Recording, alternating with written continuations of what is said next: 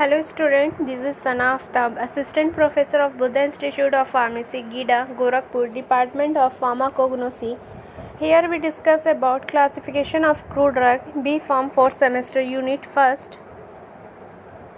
Here we discuss about classification of crude drugs.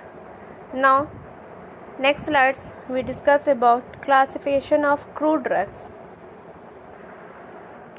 Here is the first slides, classification of crude drugs. These are the enlist point of classification of crude drugs. First one is alphabetical classification, morphological classification, taxonomical classification, chemical classification, pharmacological classification, and last one is chemotaxonomical classification. These all are classification of crude drugs. First में alphabetical classification है, second morphological classification, third one is taxonomical classification, chemical classification, pharmacological classification and taxonomical classification. ये enlist point है, इसको आप ऐसे भी याद कर सकते हैं, ATM या AMT PCC, ये शॉर्ट फॉर्म है क्लासिफिकेशन ऑफ क्रूड ड्रग्स को याद करने के लिए. जैसे क्रूड ड्रग को कैसे याद कर रहे हैं, एक शॉर्ट फॉर्म जैसे ATM PCC, ये वर्ड हो गया ATM PCC, याद करने के लिए क्लासिफिकेशन ऑफ क्रूड ड्रग्स.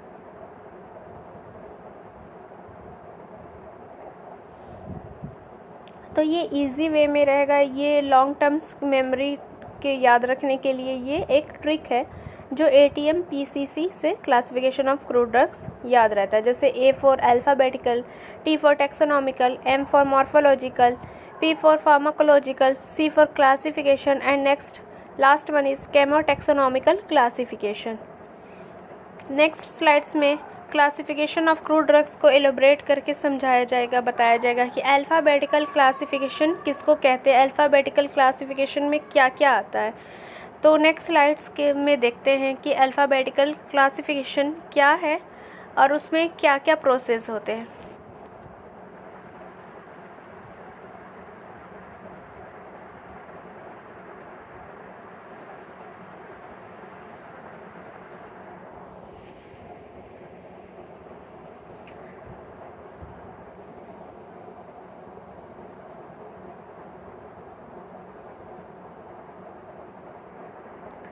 यहाँ फर्स्ट पॉइंट है अल्फ़ाबेटिकल क्लासिफिकेशन. इसमें क्या होता है, अल्फ़ाबेट्स जैसे A to Z जितने 26 अल्फ़ाबेट्स हैं उनसे रिलेट करके क्लासिफिकेशन को बनाया गया है. जैसे अल्फ़ाबेटिकली क्या हो रहा है, according to alphabetical order to their Latin and English names. English names और लैटिन नेम्स से एक कॉलम बनाया जाता है, ग्रुप बनाया जाता है, जिसके अकॉर्डिंग अल्फ़ाबेट के अकॉर्डिंग उस चीज़ को क्लासिफाइड किया गया है, ग्रुप वाइज उसको स्टोर किया गया है या प्लेस्ड किया गया है.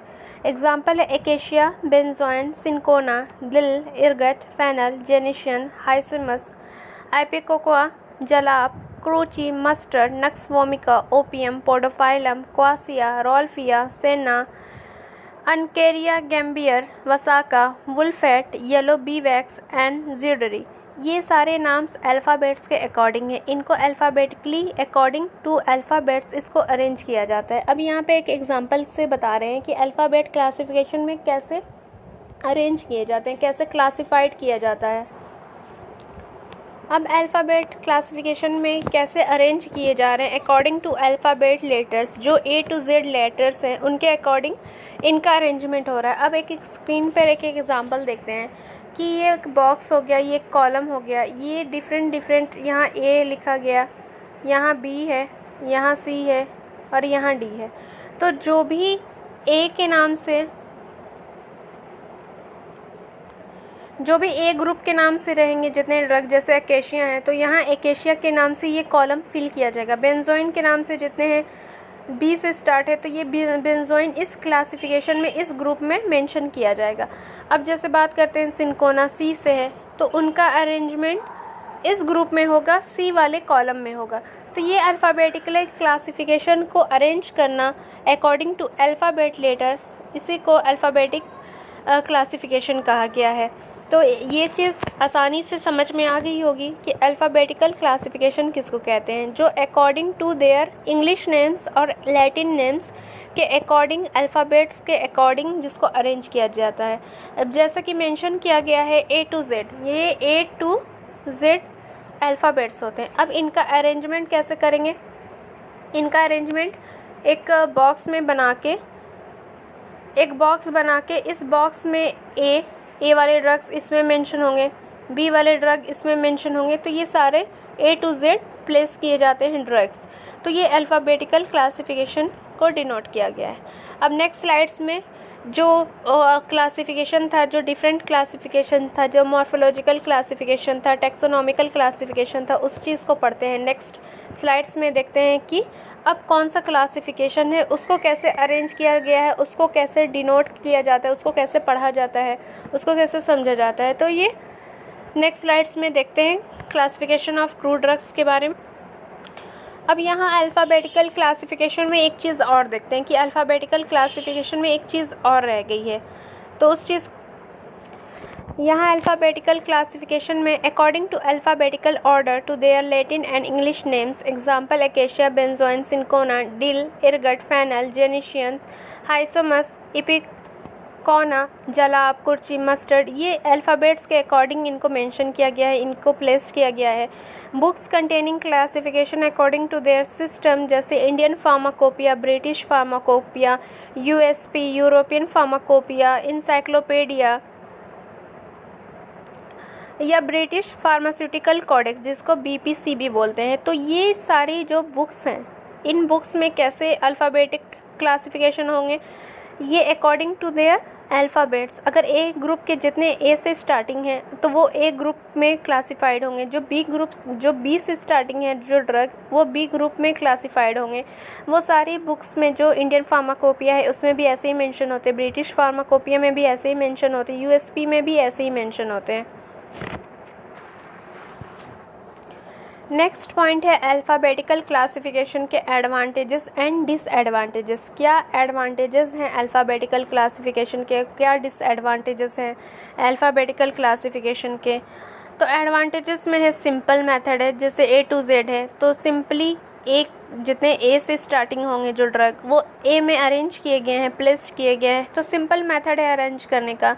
No technical person are required, कोई टेक्निकली इसमें स्किल्स की या कोई पर्सन की रिक्वायरमेंट नहीं होती है कि वो टेक्निकल ही होना चाहिए। कोई रॉकेट साइंस नहीं है। जो ए नाम से रहेगा वो अरेंज सिंपल ए में आ जाएगा, जो बी नाम से रहेगा बी में अरेंज हो जाएगा, जो डी नाम से रहेगा डी में रहेगा, जो जेड नाम से रहेगा वो जेड में रहेगा। तो ये अरेंजमेंट इनका करना, इनका मेथड प्रोसीजर बहुत ही सिंपल है और टेक्निकल पर्सन की कोई रिक्वायरमेंट इसमें नहीं है। अब बात करते हैं डिसएडवांटेजेस की। क्या इसके डिसएडवांटेजेस हैं? तो scientific nature of drug can not be identify. क्या साइंटिफिक नेचर है ड्रग्स का? सिर्फ according to their alphabets, according to their names ये अरेंज होते हैं। कौन सा ग्रुप है, क्या फैमिली है, क्या जीनस है, क्या स्पीशीज़ है, ये कोई चीज़ इसके बारे में पता नहीं रहती। सिंपली इनके नाम के अकॉर्डिंग उसको प्लेस्ड कर दिया गया है। तो इसमें साइंटिफिक नेचर ड्रग का आइडेंटिफाई करना बहुत ही मुश्किल है और होता ही नहीं है। नेक्स्ट है original source is not clear. इसमें क्या है कि क्लियर ही नहीं होगा कि सोर्स कहाँ से ऑब्टेंड हुआ, किस प्लांट का है, किस फैमिली का है, ये सोर्स पता ही नहीं चला। साइंटिफिक नेचर पता नहीं है तो सोर्स, सबसे पहले सोर्स पता नहीं है तो उसका नेचर भी पता नहीं रहेगा। तो ये डिसएडवांटेजेस सिर्फ नेम के अकॉर्डिंग इनको प्लेस कर दिया गया है।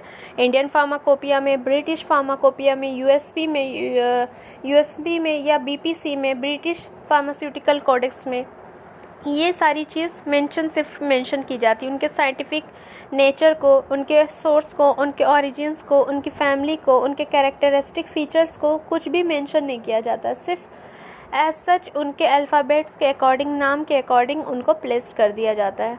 तो ये अल्फ़ाबेटिकल क्लासिफिकेशन के एडवांटेजेस एंड डिसएडवांटेजेस हैं।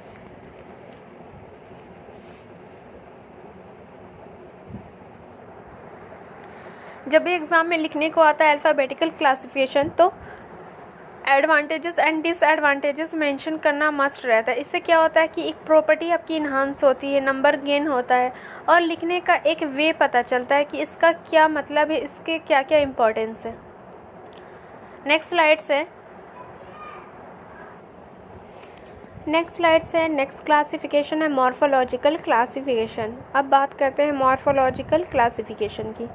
इसमें दो कैटेगरी के होते हैं drugs, organized drugs and unorganized drugs. तो मॉर्फोलॉजिकल क्लासिफिकेशन में फर्स्ट पॉइंट है ऑर्गेनाइज्ड ड्रग, जो कि डायरेक्ट पार्ट ऑफ प्लांट से लिए जाते हैं, उसको ऑर्गेनाइज्ड ड्रग कहते हैं। This are obtained from direct part of plants. जैसे कि मैंने बताया कि वो डायरेक्ट ऑब्टेन्ड होते हैं पार्ट ऑफ प्लांट से, आइदर वो लीव्स से हो रहे हैं, फ्रूट्स हो रहे हैं, बार्क हो रहे हैं, स्टेम हो रहे हैं, ये ऑर्गेनाइज्ड ड्रग्स हैं।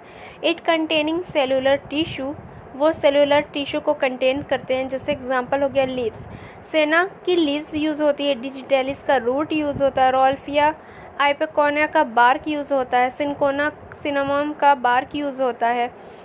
यहाँ रूट्स के लिए रोल्फिया और एपिकोना मेंशन किया गया है, बार्क के लिए सिनकोना एंड सिनामन को मेंशन किया गया है, राइजोम्स के लिए टर्मरिक और जिंजर, इसके पार्ट्स को यूज़ किया जाता है। मतलब राइजोम जो हो गया वो ऑर्गेनाइज्ड ड्रग है, वो पार्ट ऑफ प्लांट है जो डायरेक्ट यूज़ हो रहा है। सेना जो है वो ऑर्गेनाइज्ड ड्रग है, उसका पार्ट क्या यूज़ हो रहा है, लीव्स हो रहा है, वो डायरेक्ट पार्ट जो है प्लांट का वो यूज़ हो रहा है। रोल्फिया आइपेकोना क्या हो रहा है कि उसका रूट्स होता है, वो रूट यूजेस में आते हैं, तो वो ऑर्गेनाइज्ड ड्रग है, उसका यूजेस हो रहा है रूट्स का। सिनकोना का बार्क होता है, सिनामन का बार्क होता है जिसको छाल बोलते हैं, तो वो यूज़ हो रहा है as a crude drug, as a organized drug. जो डायरेक्ट पार्ट ऑफ प्लांट से ऑब्टेंड हो उसको ऑर्गेनाइज्ड ड्रग कहते हैं। इसमें सेलुलर टिश्यू ऑब्टेंड होता है, सेलुलर स्ट्रक्चर प्रेजेंट होता है। तो ये बात हो रही है ऑर्गेनाइज्ड ड्रग की मॉर्फोलॉजिकल क्लासिफिकेशन में। राइजोम्स की बात करेंगे तो जिंजर, टर्मरिक जितने हैं वो राइजोमियस प्लांट हैं, वो राइजोम से ऑब्टेंड होते हैं। तो इनका भी ऑर्गेनाइज्ड, ये भी ऑर्गेनाइज्ड ड्रग हैं और ये डायरेक्ट ऑब्टेंड होते हैं पार्ट ऑफ प्लांट से।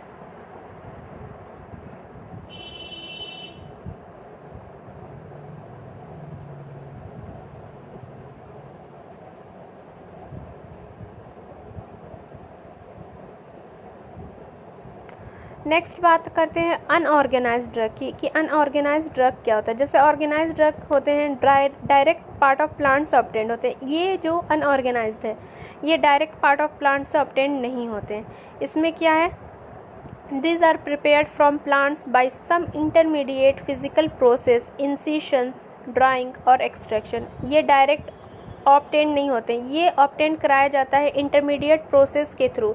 कुछ प्रोसेस कराए जाते हैं, जैसे इंसिशन, कट किया जाता है, ड्राई किया जाता है, या एक्सट्रैक्ट करके उस पार्ट ऑफ प्लांट के केमिकल कॉन्स्टिट्यूएंट को निकाल कर यूज़ किया जाता है। तो ये अनऑर्गेनाइज्ड ड्रग्स को क्लासिफाइड किया गया है। इस अनऑर्गेनाइज्ड ड्रग को बताया गया है कि वो डायरेक्ट पार्ट ऑफ प्लांट से ऑब्टेंड नहीं होते हैं, वो एक इंटरमीडिएट प्रोसेस के थ्रू ऑब्टेंड होते हैं, जैसे इंसिशन के थ्रू होंगे, ड्राइंग के थ्रू होंगे और एक्सट्रैक्शन के थ्रू होंगे। और इसमें कोई भी सेलुलर टिश्यू कंटेन नहीं होता, not containing any cellular tissue, इसमें सेलुलर टिश्यू एब्सेंट होते हैं। अब एग्जांपल देखेंगे, जैसे गम्स, जो गम्स की कैटेगरी है वो अनऑर्गेनाइज्ड ड्रग है। लीव्स जो है वो ऑर्गेनाइज्ड है, लेकिन गम्स जो है वो अनऑर्गेनाइज्ड है। एकेशिया में, ट्रैगा कैंथ में ग्वार गम, ये गम्स की कैटेगरी है। इसका एकेशिया से गम्स ऑब्टेंड करते हैं, किससे, एक्सट्रैक्शन मेथड से, इंसिशन मेथड से या ड्राइंग मेथड से, जिस मेथड से वो ऑब्टेंड हो रहा है, तो उस चीज़ को अनऑर्गेनाइज्ड ड्रग कहते हैं। ड्राइड जूस कैसे ऑब्टेंड करेंगे, एलोए का या रेड गम्स का, तो वो एक्सट्रैक्शन के थ्रू या इंसिशन के थ्रू जूस को ऑब्टेंड करेंगे। ड्राइड लैटेक्स की बात किए, ड्राइड लैटेक्स ओपियम में प्रेजेंट होता है, वैक्स में, बी वैक्स में, कनोबा वैक्स में होता है। तो ये सब कैसे ऑब्टेंड होगा, या तो ड्राई करके या एक्सट्रैक्शन के थ्रू इस चीज़ को ऑब्टेंड करेंगे। वोलेटाइल्स ऑयल, टर्पेंटाइन या एनीस का, तो वोलेटाइल्स ऑयल्स को कैसे करेंगे, एक्सट्रैक्शन के थ्रू होता है।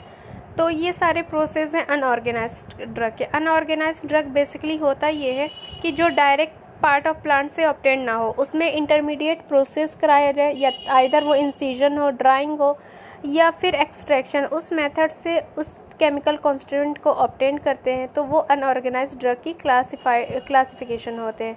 अब जैसे गम्स को ऑब्टेन कैसे करेंगे, जूस को कैसे ऑब्टेन करेंगे, लैटेक्स को कैसे ऑब्टेन करेंगे, वोलेटाइल्स ऑयल को कैसे ऑब्टेन करेंगे, तो ये ड्राइंग, एक्सट्रैक्शन, इंसिजन, जो भी इंटरमीडिएट फिजिकल प्रोसेस हैं वो डन करा के इस चीज़ को ऑब्टेन करेंगे, और इसमें कोई भी सेलुलर टिश्यू प्रेजेंट नहीं रहता है। तो ये मॉर्फोलॉजिकल क्लासिफिकेशन के बारे में हो गया। मॉर्फोलॉजिकल क्लासिफिकेशन बेसिकली दो तरह के होते हैं, ऑर्गेनाइज्ड ड्रग और अनऑर्गेनाइज्ड ड्रग। ऑर्गेनाइज्ड ड्रग में direct part of plant use किया जाता है, इसमें सेलुलर टिश्यू ऑब्टेंड होते हैं, कंटेन होते हैं, प्रेजेंट होते हैं। और जो डायरेक्ट पार्ट ऑफ प्लांट है, जैसे एक प्लांट है उसमें क्या क्या पार्ट्स रहते हैं, लीव्स रहते हैं, रूट्स रहते हैं, स्टेम रहते हैं, बार्क रहते हैं और फिर लीव्स रहते हैं, फ्रूट्स रहते हैं। तो ये डायरेक्ट पार्ट ऑफ प्लांट को यूज़ किया गया है। तो ये ऑर्गेनाइज्ड ड्रग्स हैं। अब अनऑर्गेनाइज्ड ड्रग की बात करते हैं कि जो प्लांट से डायरेक्ट ऑब्टेंड नहीं हो रहे, वो लीव्स से ऑब्टेंड नहीं होंगे। लीव्स को अगर ड्राई करके एक्सट्रैक्ट बना के उस चीज़ को ऑब्टेंड किया जा रहा है तो वो अनऑर्गेनाइज्ड ड्रग्स कहलाते हैं। अब जैसे गम्स है, तो गम्स क्या होता है कि डायरेक्ट नहीं मिलता, प्लांट से डायरेक्ट नहीं होगा, एक्सट्रैक्शन के थ्रू कोई भी इंटरमीडिएट फिजिकल प्रोसेस कराना ज़रूरी है, रन कराना बहुत ज़रूरी है, तब जाके वो गम मिलेगा। जूस जैसे करते हैं, जूस निकालते हैं, सिंपल जूस रखता है तो वो एक्सट्रैक्शन के थ्रू मिलता है। तो ये अनऑर्गेनाइज्ड ड्रग का एग्जाम्पल है। अब इसमें क्या है कि इसमें कोई भी cellular structure, cellular tissue present नहीं होते, कंटेन नहीं होते। तो ये मॉर्फोलॉजिकल क्लासिफिकेशन के बारे में है। अब बात करते हैं इसके एडवांटेजेस एंड डिसएडवांटेजेस के। Here we discuss about morphological classification advantages and disadvantages। यहाँ हम morphological classification के advantages and disadvantages के बारे में बात करते हैं। तो advantages को पहले देखते हैं कि advantages क्या है, morphological classification के advantages क्या क्या है। more convenient for practical study, more convenient है practical study में, easy है।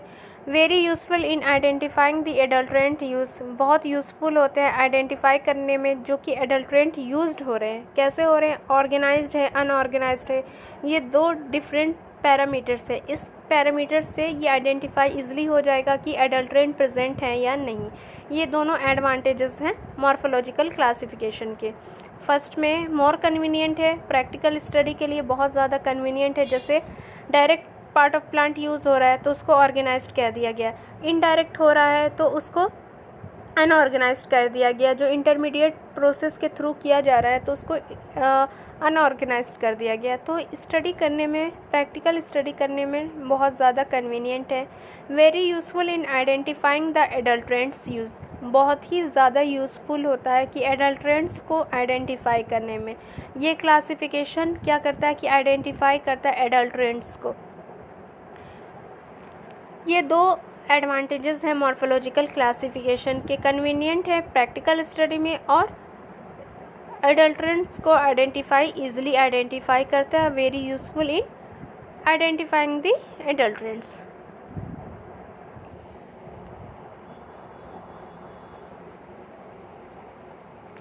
अब डिसएडवांटेजेस की बात करते हैं कि क्या डिसएडवांटेजेस है। There is no correlation of chemical constant with the therapeutic action, इसमें कोई कोरिलेशन नहीं है केमिकल कॉन्स्टेंट का और थेराप्यूटिक इफिकेसी का। इसमें कोई भी पैरामीटर, कोई भी रिलेशनशिप नहीं दे रहा है कि उसके साथ वो काम कर रहा है, केमिकल कॉन्स्टेंट थेराप्यूटिक एक्शन के साथ काम कर रहा है। नेक्स्ट है when different parts of the plants contain different chemical constant it is difficult to classify them.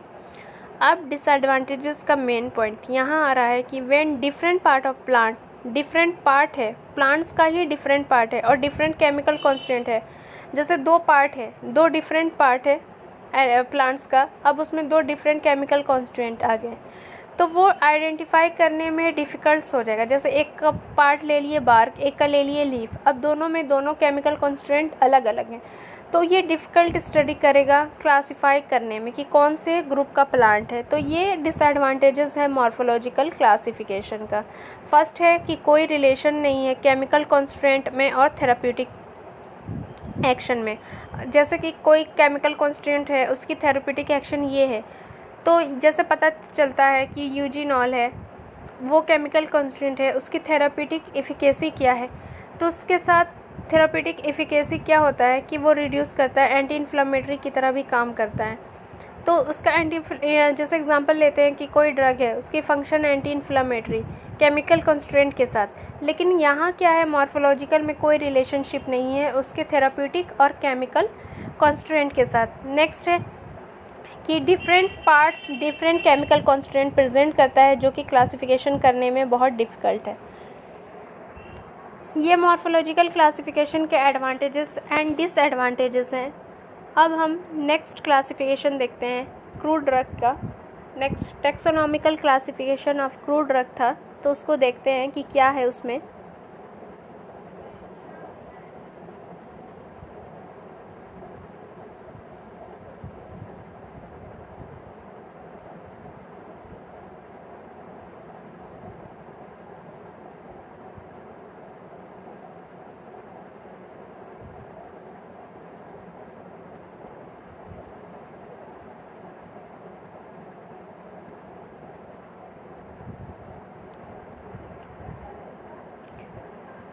Here we discuss about taxonomical classification according to plants or animal from which they are obtained in phyla, order, families, species, subspecies, etc. Taxonomical classification में क्या होता है कि ये classified किया जाता है plant और एनिमल को किसके अकॉर्डिंग, फाइला के अकॉर्डिंग, ऑर्डर के अकॉर्डिंग, फैमिलीज, स्पीशीज़, जीनस या सब स्पीशीज़ के अकॉर्डिंग, उसके टैक्सोनॉमिकल स्ट्रक्चर के अकॉर्डिंग क्लासिफाइड किया जाता है।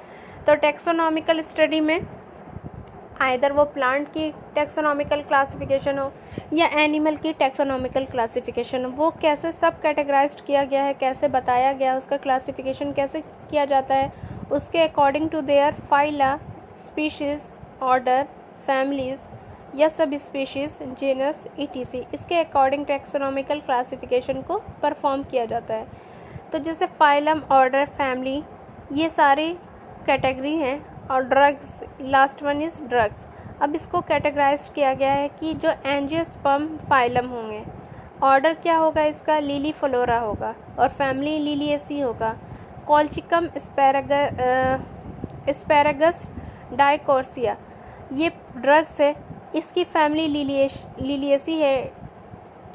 कॉल्चिकम या एस्पैरागस ड्रग्स है जिसकी फैमिली लिलिएसी है, वह बिलोंग्स करेगा ऑर्डर लिली फ्लोरा से, और फाइलम उसके होंगे एंजियोस्पर्म। मतलब ये क्लासिफाई कर गया कि अगर फाइलम एंजियोस्पर्म है, ऑर्डर लिली फ्लोरा है, फैमिली लिलिएसी है, तो ड्रग्स क्या होगा, कॉल्चिकम होगा या एस्पैरागस होगा। इसको क्लासिफाइड कर दिया गया है। इसको बता दिया गया है कि अगर ये चीज़ है तो ये इस फैमिली से बिलोंग कर रहा है, इस ऑर्डर से बिलोंग कर रहा है, इस फाइलम से बिलोंग कर रहा है, तो ये ड्रग कॉल्चिकम या एस्पैरागस होगा। नेक्स्ट है एंजियोस्पर्म, फाइलम होगा, मालवेल्स ऑर्डर होंगे, फैमिली होगा मालवेसी, तो ड्रग्स हो गए सीडा ड्रग्स जितने आएंगे उनकी फैमिली होगी मालवेसी, ऑर्डर होगा मालवेस, और फाइलम उनका एंजियोस्पर्म है। वैसे ही जिम्नोस्पर्म की बात करते हैं कि जितने एफेड्रा ड्रग्स है, कैसे क्लासिफाई करेंगे, कैसे पता करेंगे, आइडेंटिफाई करेंगे कि ये एफेड्रा ही ड्रग है, उसकी फैमिलीज़ के अकॉर्डिंग, उसके ऑर्डर के अकॉर्डिंग, उसके फाइलम के अकॉर्डिंग। अगर इफेडेरेसी फैमिली से बिलोंग कर रही है तो फर्स्ट कैटेगरी देखेंगे कि फैमिली क्या है। इफेडेरेसी फैमिली है तो हो सकता है कि इफेड्रा है, फिर उसके ऑर्डर को चेक करेंगे। जेनिटल्स है, ऑर्डर भी जेनिटल्स मैच कर रहा है, और फाइलम जिम्नोस्पर्म है, तो वो कैटेगराइज आइडेंटिफाई किया जाता है कि ये इफेड्रा ड्रग है और इसकी फैमिली ऑर्डर फाइलम ये है। तो ये कंफर्मेशन किया जाता है कि यही ड्रग्स है जिसकी फैमिली इफेड्रेसी है और जेनिटल्स ऑर्डर है। नेक्स्ट है अगार, जो ड्रग्स आते हैं अगार को कैसे आइडेंटिफाई करेंगे, अगर उसकी फैमिली जेलिडिएसी होगी तो फर्स्ट क्लासिफिकेशन क्लियरिफिकेशन हो जाएगा कि ये अगार है, ये अगार ही है क्योंकि उसकी फैमिली जेलिडिएसी है। फिर अगर ऑर्डर जेलिडेल्स होंगे तो उसका दूसरा कन्फर्मेशन भी करेक्ट हो गया, दूसरा कन्फर्मेशन भी श्योर हो गया कि ये अगार ही है, और फाइलम भी मैच कर रहा है थैलोफाइटा में, तो ये 100% श्योर है कि ये अगार ही है। तो इस चीज़ को आइडेंटिफाई करने के लिए, ड्रग को आइडेंटिफाई करने के लिए उसके फैमिली को, उसके ऑर्डर को, उसके फाइलम को चेक किया जाता है और फिर कंफर्मेशन दिया जाता है कि ये ड्रग्स इस फैमिली का बिलोंग्स कर रहा है, इस ऑर्डर को बिलोंग्स कर रहा है, इस फाइलम को बिलोंग्स कर रहा है, तो ये कंफर्मेशन शो करता है कि यही ड्रग है। तो ये टैक्सोनॉमिकल क्लासिफिकेशन के बारे में हो गया कि क्या होता है कि फाइला, ऑर्डर, फैमिलीज, स्पेशीज़ और सब स्पेशीज़ के अकॉर्डिंग इसको आइडेंटिफाई किया गया है, इसको क्लासिफाइड किया जाता है।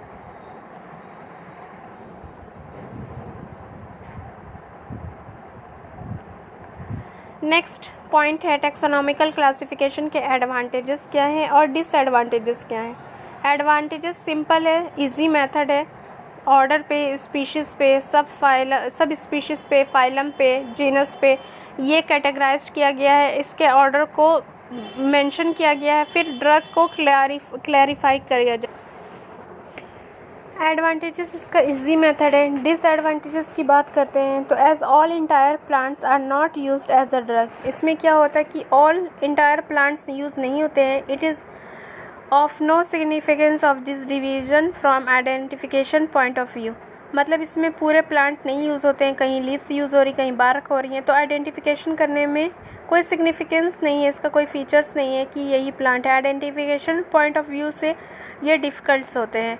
There is no correlation of chemical constant with therapeutic action as same as the morphological classification का डिसएडवांटेजेस था, जो कि केमिकल कॉन्स्टेंट डिफरेंट पाया जाता था, थेरेप्यूटिक एक्शन उसका डिफरेंट हो सकता है, तो उसमें कोई कोरिलेशन नहीं था। उसमें भी टैक्सोनॉमिकल क्लासिफिकेशन में भी सेम यही है कि कोरिलेशन केमिकल कॉन्स्टेंट और थेरेप्यूटिक एक्शन के साथ कोई कोरिलेशन नहीं है।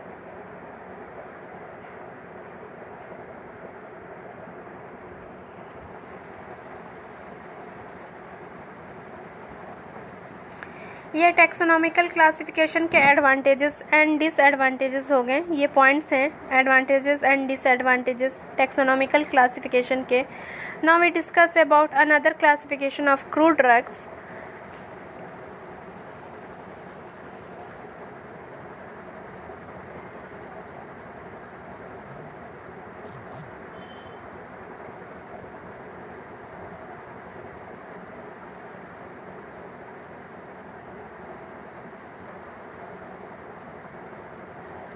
Here we discuss about chemical classification of crude drug, classified according to their chemical nature of their most important constituent present in the drugs to which the pharmacological activity of drug is attributed.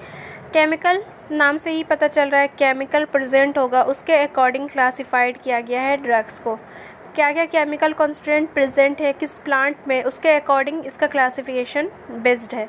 तो classified according to their chemical nature जो chemical constituent है उसका chemical nature देखते हैं, फिर उसको classified करते हैं। Of their most important constituent present, जो भी मेन कॉन्स्टिट्यूएंट है, जो कि मोस्ट इम्पॉर्टेंट कॉन्स्टिट्यूएंट है, केमिकल नेचर है जिसका, उसके अकॉर्डिंग क्लासिफाइड किया गया है ड्रग्स को। एंड उसके फार्माकोलॉजिकल एक्टिविटी, जो केमिकल कॉन्स्टेंट है उसका केमिकल नेचर को देखते हैं, फिर उसकी थेरेपेटिक एफिकेसी को देखते हैं कि क्या थेरेपेटिक एक्टिविटी है उस प्लांट की, उस ड्रग की, उस केमिकल कॉन्स्टेंट के अकॉर्डिंग।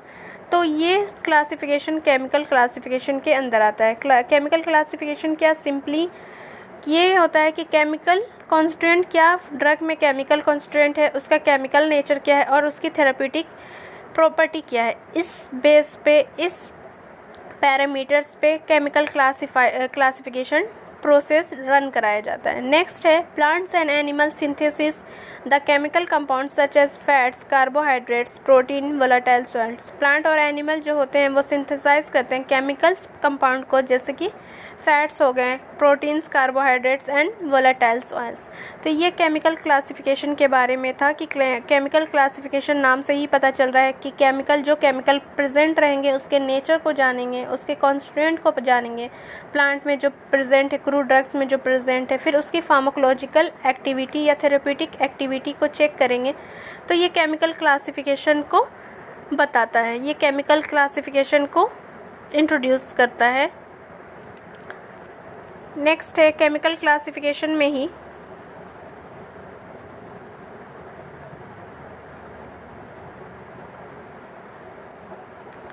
कुछ एग्जाम्पल हैं केमिकल क्लासिफिकेशन में जो केमिकल कॉन्स्टिट्यूएंट प्रेजेंट होते हैं ड्रग्स में। जैसे ड्रग्स है एक्केशिया, ट्रैगाकंथ, ग्वार गम, पेंटिगो सीड्स, इसमें क्या होते हैं केमिकल कॉन्स्टेंट, जैसे कि क्लासिफाइड सिंथेसाइज की बात की गई थी कि एनिमल्स प्लांट सिंथेसाइज करते हैं फैट्स को, कार्बोहाइड्रेट्स को, प्रोटीन को, वोलेटाइल्स ऑयल्स को। तो वैसे ही एकेशिया, ट्राइकाकंद, ग्वार गम या पेंटिको सीड्स जो हैं, जो ड्रग्स हैं, वो क्या केमिकल कॉन्स्टेंट करते हैं, कार्बोहाइड्रेट्स रहता है इसमें। तो एकेशिया क्या केमिकल कॉन्स्टेंट प्रेजेंट रखता है, क्या वो अपने अंदर होल्ड ऑन रखता है, गम्स को करता है। ट्रेगागैंथ क्या होता है, म्यूसिलेज या गौर गम, पेंटिको सीड्स, इसमें गम और म्यूसिलेज का केमिकल कॉन्स्टेंट प्रेजेंट रहता है। इसको आइसोलेट करेंगे या एक्सट्रैक्ट करेंगे तो इसमें गम्स और म्यूसिलेज इस ड्रग से, एकेशिया ट्रेगागैंथ जो मेंशन है, इस ड्रग से गम्स और म्यूसिलेज ऑब्टेन्ड होगा।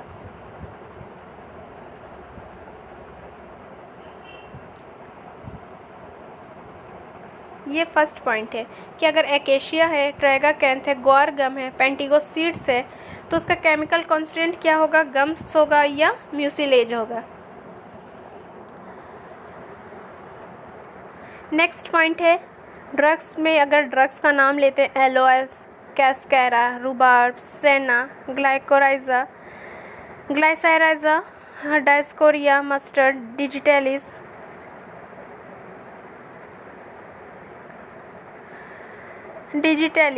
ये ड्रग्स हैं। इसमें क्या होता है, ये केमिकल कॉन्स्टेंट क्या करते हैं, क्या सिंथेसाइज करते हैं, ग्लाइकोसाइड्स को। अब ग्लाइकोसाइड्स में क्या क्या प्रेजेंट रहते हैं, एंथ्राक्विनोन प्रेजेंट रहते हैं, सेपोनिन्स रहता है, आइसोथायोसाइनेट्स रहते हैं, कार्डियक रहते हैं। तो ये सारे केमिकल कॉन्स्टेंट हैं इस ड्रग्स के, जो एलोज हैं, कैस्कारा हैं, रूबार्ब हैं, सेना है, उसमें एंथ्राक्विनोन प्रेजेंट रहते हैं as a chemical constant. Glycyrrhiza या डिस्कोरिया की बात करें तो उसमें सेपोनिन्स का केमिकल कॉन्स्टेंट प्रेजेंट रहता है। मस्टर्ड की बात करें तो आइसोथायोसाइनेट्स रहते हैं। अगर डिजिटलिस लीव्स की बात करते हैं तो कार्डियक उसमें पाया जाता है, कार्डियक ग्लाइकोसाइड्स पाया जाता है। तो ये केमिकल क्लासिफिकेशन है according to their present chemical constant, chemical nature. अब इस केमिकल नेचर की क्या थेराप्यूटिक एक्टिविटी है, फार्माकोलॉजिकल एक्टिविटी है, इस केमिकल कॉन्स्टेंट के नेचर्स के अकॉर्डिंग उसकी फार्माकोलॉजिकल एक्टिविटी को बताया जाता है। नेक्स्ट एग्जांपल है nux vomica, ergot, cinchona and datura. ये ड्रग्स हैं जो कि केमिकल कॉन्स्टेंट क्या प्रेजेंट होते हैं, एल्कोलाइड्स प्रेजेंट होते हैं। अब बात करते हैं पेपरमिंट, क्लोव, गार्लिक, इसमें सारे में वोलेटाइल्स ऑयल में कंटेंट्स होते हैं। केमिकल कॉन्स्टेंट क्या है इसका, वोलेटाइल्स ऑयल्स है।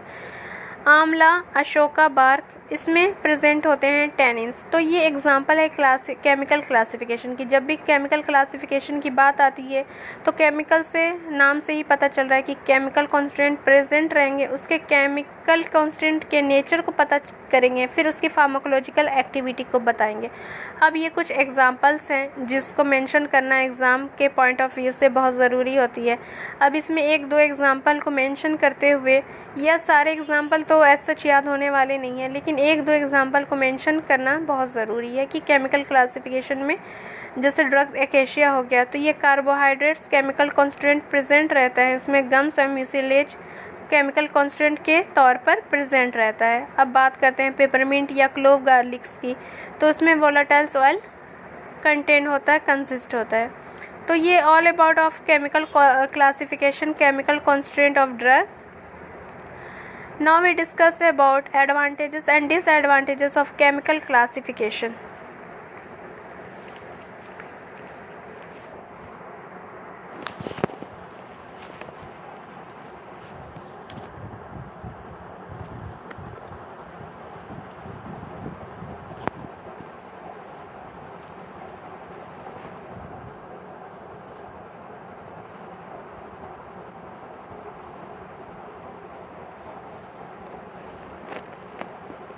अब बात करते हैं केमिकल क्लासिफिकेशन की। केमिकल क्लासिफिकेशन के एडवांटेजेस क्या हैं, डिसएडवांटेजेस क्या हैं। Chemical constant and medicinal uses are known. जैसे केमिकल कॉन्स्टेंट प्रेजेंट, क्या ड्रग है उसका केमिकल कॉन्स्टेंट क्या है, क्या केमिकल नेचर है। तो ये एडवांटेजेस है कि उसके केमिकल नेचर, उसके केमिकल कॉन्स्टेंट का नाम, मेडिसिनल यूज़ पता रहता है। अब डिसएडवांटेजेस की बात करते हैं कि केमिकल क्लासिफिकेशन के डिसएडवांटेजेस क्या है। तो drugs of different origin are group under similar chemical titles. Different different origin के ग्रुप के प्लांट रहेंगे, लेकिन केमिकल टाइटल सिमिलर होने की वजह से कन्फ्यूज़न होता है। जैसे दो डिफरेंट प्लांट्स हैं, दो प्लांट्स है जिसका ओरिजिन डिफरेंट है, उसमें भी केमिकल कांस्टेंट प्रेजेंट है, इसमें भी केमिकल कांस्टेंट प्रेजेंट है। दोनों के नेम सेम होने से कन्फ्यूज़न हो सकता है, लेकिन क्या है कि दोनों डिफरेंट ओरिजिन है, ग्रुप्स ड्रग जो है डिफरेंट ओरिजिन का ग्रुप है, लेकिन सिमिलर केमिकल टाइटल्स की वजह से वो कन्फ्यूज़न क्रिएट्स कर देता है। तो ये केमिकल क्लासिफिकेशन के डिसएडवांटेजेस है। फर्स्ट एडवांटेजेस में क्या है कि ये केमिकल कांस्टेंट पता रहता है, केमिकल नेचर पता रहता है, उसकी फार्माकोलॉजिकल एक्टिविटी पता रहती है, तो मेडिसिनल यूजेस भी पता रहेगा। अब डिसएडवांटेजेस की बात करें तो डिसएडवांटेजेस में ये होता है कि दो ड्रग्स जो रहते हैं वो डिफरेंट ओरिजिन के रहते हैं और ग्रुप करते हैं under similar chemical titles, similarly chemical titles दे देते हैं, जिसकी वजह से कन्फ्यूज़न होता है। वो केमिकल्स ना होके और डिफरेंट ओरिजिन के हैं तो हो सकता है कि उसमें केमिकल्स दूसरे हों, तो ये कन्फ्यूज़न सेम केमिकल्स टाइटल देने की वजह से कन्फ्यूज़न होता है। तो ये डिसएडवांटेजेस हैं केमिकल क्लासिफिकेशन के।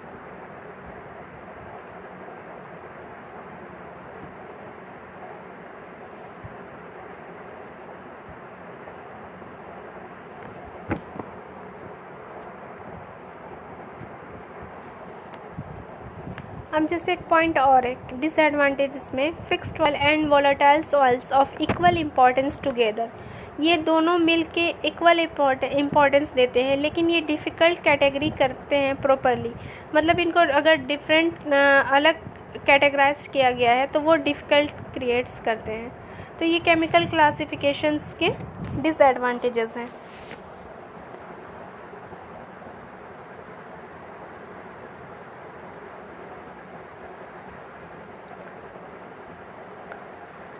Now here we discuss about another classification of crude drug, pharmacological classification. Pharmacological classification क्या होते हैं?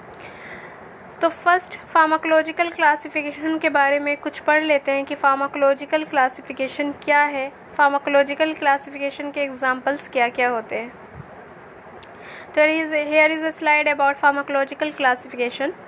Now we discuss about pharmacological classification. First point is based on their therapeutic use regardless of any other. Pharmacological classification किस पे focus करता है? Pharmacological classification therapeutic use पे focus करता है। फार्माकोलॉजिकल क्लासिफिकेशन उसके क्या थेराप्यूटिक एक्शन है, क्या थेराप्यूटिक यूज़ है, उस पे बेस्ड है।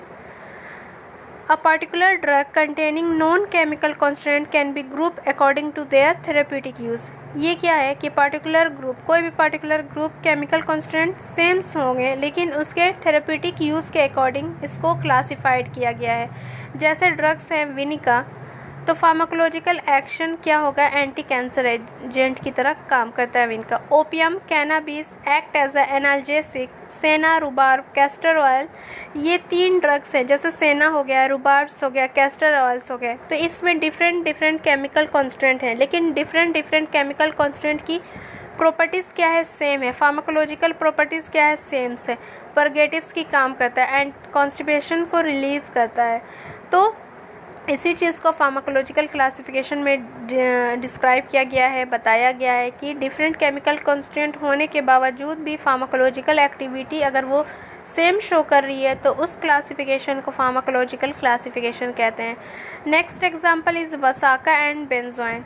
वसाका भी डिफरेंट प्लांट है, बेंजोइन भी डिफरेंट प्लांट है। हो सकता है कि दोनों में डिफरेंट केमिकल कांस्टेंट प्रेजेंट होते हैं। तो ये डिफरेंट केमिकल कांस्टेंट क्या कर रहे हैं? फार्माकोलॉजिकल एक्शन सेम दे रहे हैं, एक्सपेक्टोरेंट्स की तरह काम कर रहे हैं। या वसाका बेंजोइन में सेम केमिकल कांस्टेंट है, डिफरेंट प्लांट है लेकिन केमिकल कांस्टेंट सेम है, तो उसकी फार्माकोलॉजिकल एक्टिविटी क्या हो रही है? एक्सपेक्टोरेंट्स की तरह कर रही है, जो कि कफ को रिलीज़ कर रही है। नेक्स्ट एग्जांपल है डिजिटेलिस एंड स्क्विल स्ट्रेप्टोपेंथस। ये क्या है? कार्डियोटॉनिक की तरह एक्ट कर रहा है। डिजिटेलिस में, स्ट्रेप्टोपेंथस में या स्क्विल, ये तीनों डिफरेंट प्लांट्स हैं, डिफरेंट ड्रग्स हैं। अब इनकी डिफरेंट केमिकल कांस्टेंट प्रेजेंट होंगे या कहीं सेम केमिकल कांस्टेंट प्रेजेंट होंगे, लेकिन इसकी फार्माकोलॉजिकल एक्टिविटी सेम हो जा रही है। जैसे प्लांट तो डिफरेंट है लेकिन फार्माकोलॉजिकल एक्टिविटी सेम हो रही है। हो सकती है कि केमिकल कॉन्स्टेंट सेम है या सेम ना हो, लेकिन फार्माकोलॉजिकल एक्टिविटी जो है, एक्शन जो है वो सेम है। तो ये फार्माकोलॉजिकल क्लासिफिकेशन कहा गया कि फार्माकोलॉजिकल क्लासिफिकेशन में फोकस्ड करता है फार्माकोलॉजिकल एक्शन पे, वर्क पे, थेराप्यूटिक एक्शन पे। केमिकल कॉन्स्टेंट सेम है, सेम नहीं है, डिफरेंट प्लांट है लेकिन उसका एक्शन सेम है, तो वो अंडर कैटेगराइज्ड कहलाता है फार्माकोलॉजिकल क्लासिफिकेशन के।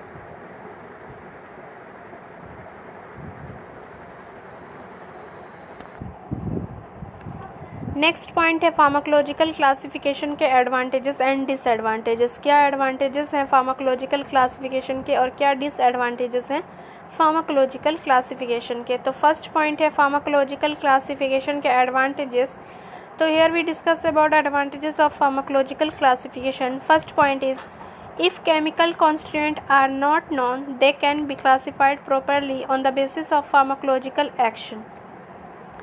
इसका मतलब ये है कि केमिकल कॉन्स्टेंट अगर नहीं समझ में आ रहा है, नहीं पता है, तो क्लासिफाइड करेंगे on the basis of pharmacological action पे। कोई अगर ड्रग है, जो प्लांट है वो ड्रग है, उसका केमिकल कॉन्स्टेंट पता नहीं है, लेकिन उसके फार्माकोलॉजिकल एक्टिविटी के बेस्ड पर उसको कैटेगराइज्ड करेंगे। ये एडवांटेजेस है इस फार्माकोलॉजिकल क्लासिफिकेशन का। नेक्स्ट है डिसएडवांटेजेस ऑफ फार्माकोलॉजिकल क्लासिफिकेशन। तो डिसएडवांटेजेस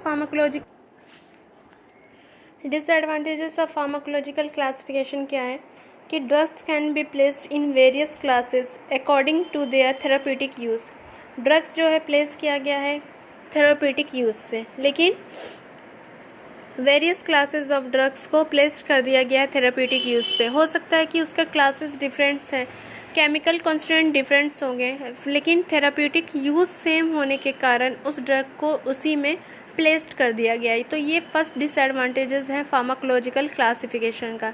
नेक्स्ट एग्जाम्पल देकर है डिसएडवांटेजेस का फार्माकोलॉजिकल क्लासिफिकेशन के। Cinchona group is anti malaria and anti rhythmic category. जो सिंकोना है उसके केमिकल कॉन्स्टेंट डिफरेंट हैं, तो उनको क्या कर दिया गया है, उसके फार्माकोलॉजिकल एक्शन पे एंटी मलेरियल की तरह एक्ट करता है, एंटी एरिथमिक की तरह काम करता है, तो उसको कैटेगराइज्ड कर दिया गया है फार्माकोलॉजिकल क्लासिफिकेशन में। तो ये एडवांटेजेस एंड डिसएडवांटेजेस हैं फार्माकोलॉजिकल क्लासिफिकेशन के।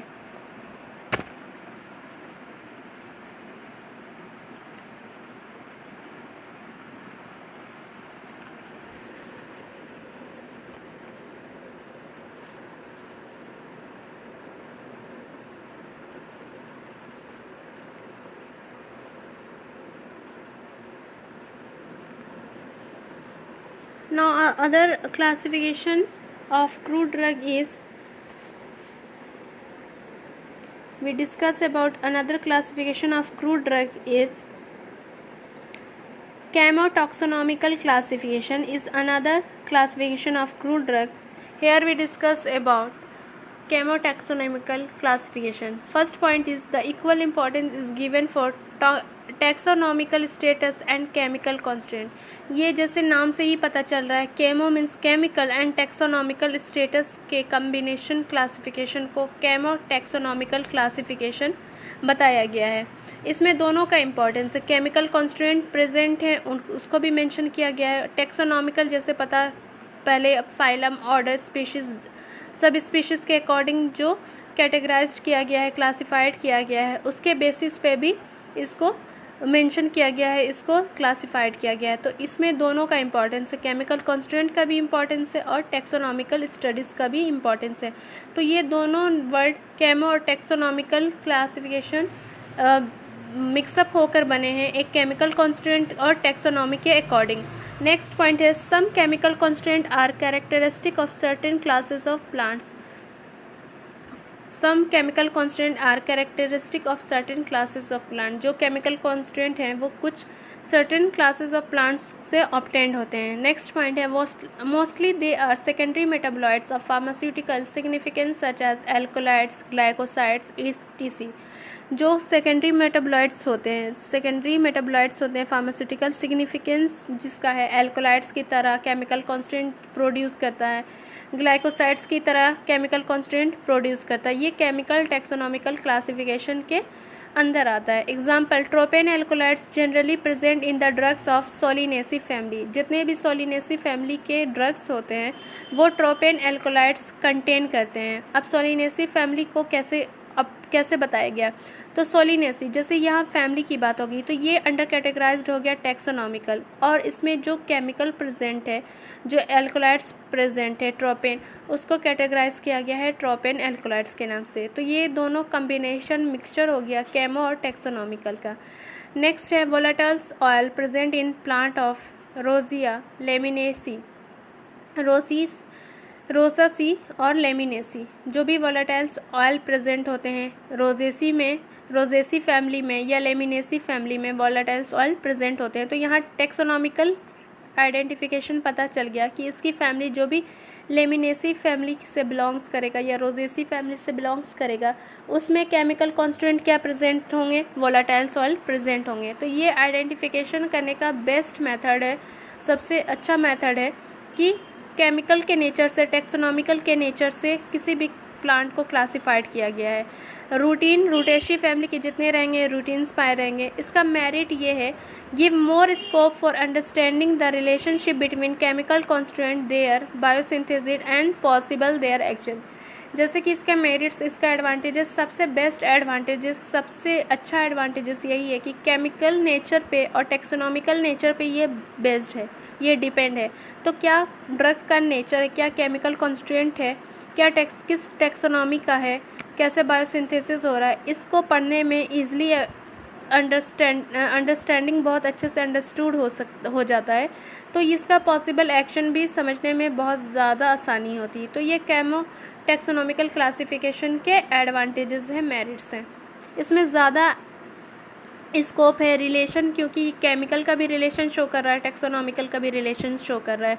तो दोनों के मिक्सचर से केमो टैक्सोनॉमिकल बना है। तो ये एडवांटेजेस है किसी भी ड्रग्स को समझने में या उसके एक्शन को बताने में।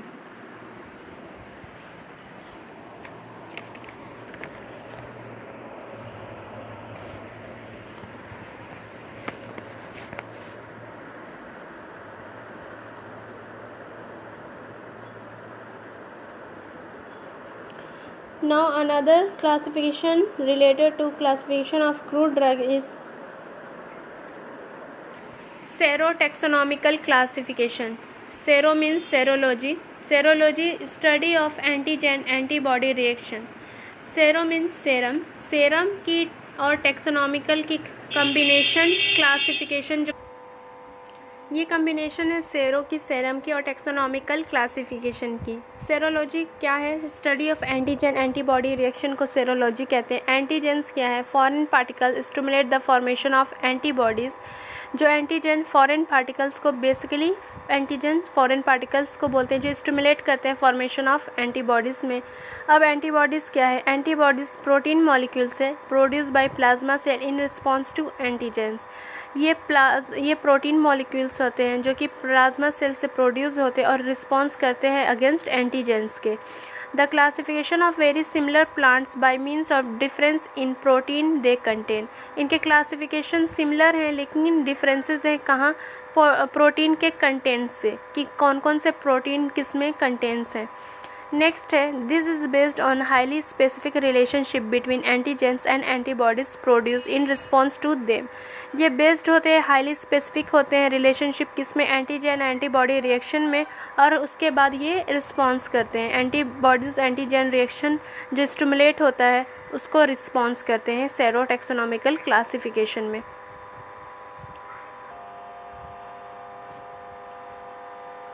This is all about serotaxonomical classification. Now we discuss about process of serotaxonomical classification.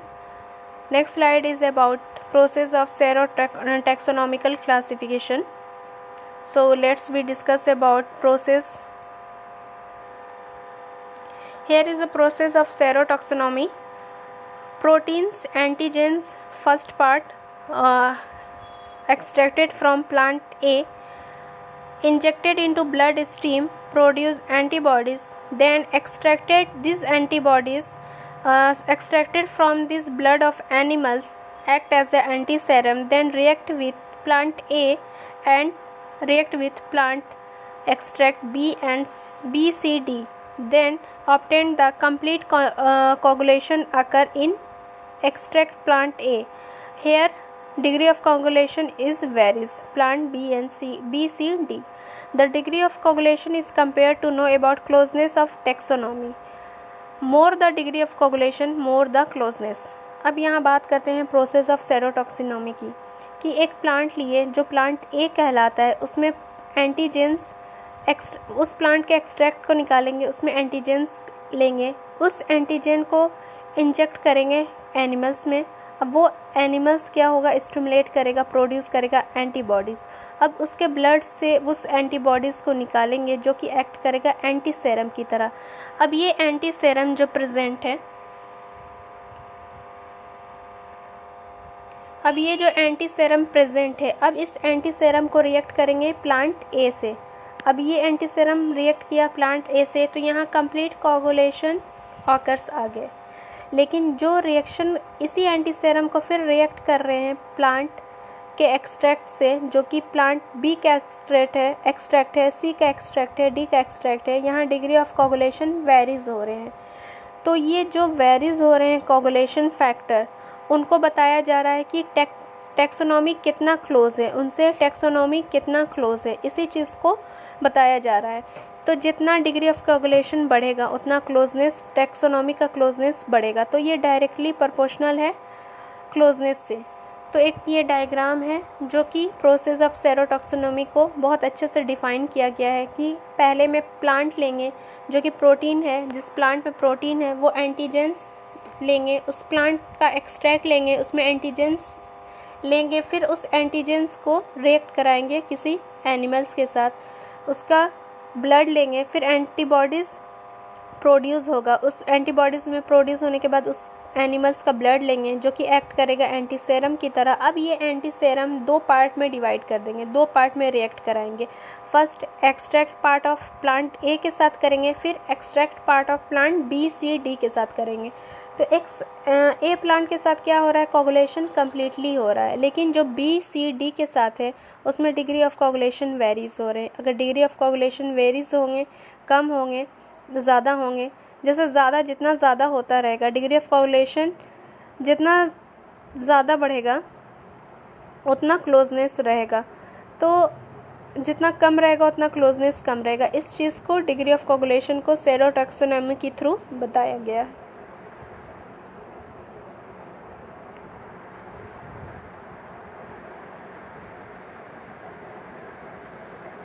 तो ये प्रोसेस है सेरोटॉक्सिनोमी का।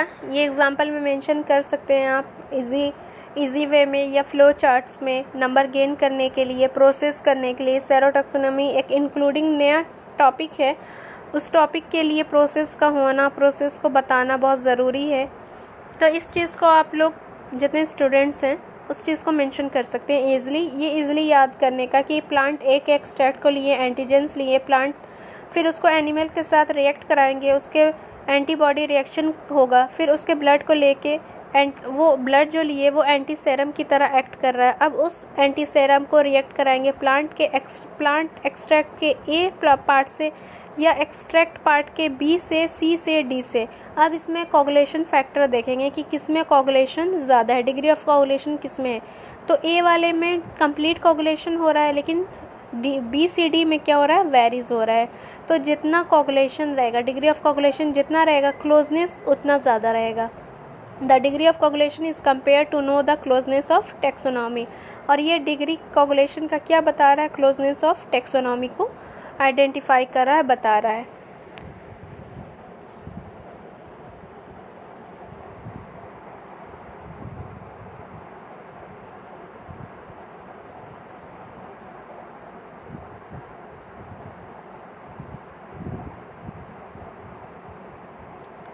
Here is some important point regarding their classification of crude drugs. It expresses similarities and dissimilarities among different taxa and this data helpful in taxonomy। जो sero taxonomy है उसका importance है कि वो सिमिलरिटीज़ और डिसिमिलरिटीज़ को डिफरेंट करता है टैक्सा में और हेल्पफुल करता है टैक्सोनॉमी की स्टडी में। It determine the degree of similarities between species, genera, families and etc। जैसे सेरो है, सेरो मीन्स होता है ब्लड्स, तो एंटीजन ब्लड ले रहे हैं, टैक्सोनॉमी क्या फाइलम है, क्या ऑर्डर है, क्या स्पीशीज़ है, उसको आइडेंटिफाई करता है। तो रिएक्शन कराएंगे, इसमें एंटीजन एंटीबॉडी का रिएक्शन होता है, एंटीसेरम प्रोड्यूस होता है, फिर उसके बाद डिग्री ऑफ कोगुलेशन देखते हैं और उस डिग्री ऑफ कोगुलेशन की वजह से क्लोजनेस ऑफ टैक्सोनॉमी पता चलता है। तो ये इम्पोर्टेंस है सेरो टैक्सोनॉमी का कि ये डिसिमिलरिटीज़ एंड सिमिलरिटीज़ बताता है टैक्सा का और हेल्पफुल डाटा बताता है टैक्सोनॉमी में, और डिटरमाइन करता है degree of similarities between species, genera, families and etc। जो क्लोजनेस है, क्लोजनेस को, डिग्री ऑफ क्लोजनेस को डिग्री ऑफ सिमिलरिटीज़ भी बोला जाता है, स्पीशीज़ के लिए, जेनरा के लिए, फैमिलीज़ के लिए। तो ये सारे इम्पॉर्टेंट फीचर्स हैं सेरो टैक्सोनॉमी क्लासिफिकेशन के। जब इस सेरो टैक्सोनॉमी लिखेंगे तो फर्स्ट सेरो टैक्सोनॉमी को इंट्रोडक्शन देंगे, फिर उसका प्रोसेस लिखेंगे, उसका मेरिट्स लिखेंगे, और ये इम्पॉर्टेंस सेरो टैक्सोनॉमी में ऑलवेज मेंशन कर देने का है।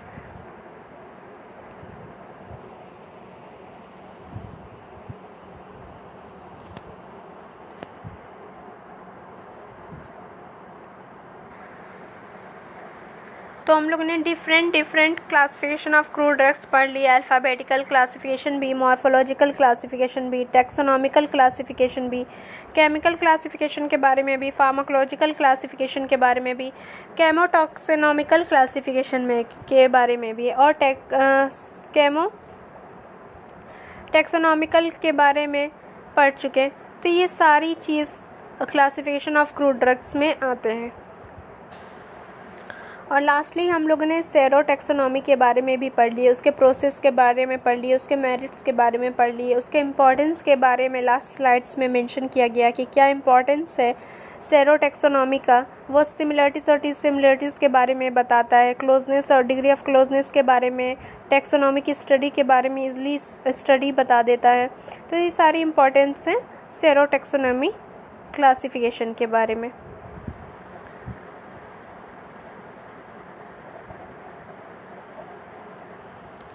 This is all about classification of crude drugs. I hope you like it. Thank you so much.